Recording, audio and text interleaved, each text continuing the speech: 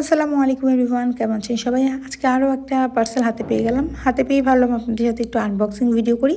সবসময় যেটা করি। আজকের পার্সেলটা ছিল আমার কাছে একটু স্পেশাল, বিকজ এটা ছিল একটা তার্কিশ প্রোডাক্ট।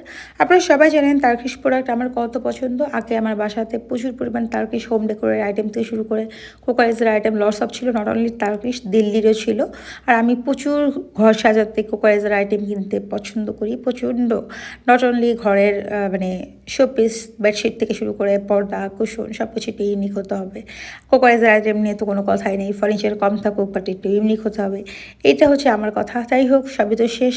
তারপর আবার নতুন করে একটু একটু করে কিনছি। আর এটা ছিল একটা 3 পিসেসের ফুড সেট অথবা সার্ভিং বোল, আপনি যে যেভাবে ট্রে যে যেভাবে চান ইউজ করতে পারেন। আর তারকে সেগুলো ফাইবারের প্রোডাক্ট, খুব লাইট ওয়েটেড অ্যান্ড সুন্দর, এমনি আমার কাছে ভালো লাগে তার্কিশ আইটেমগুলো।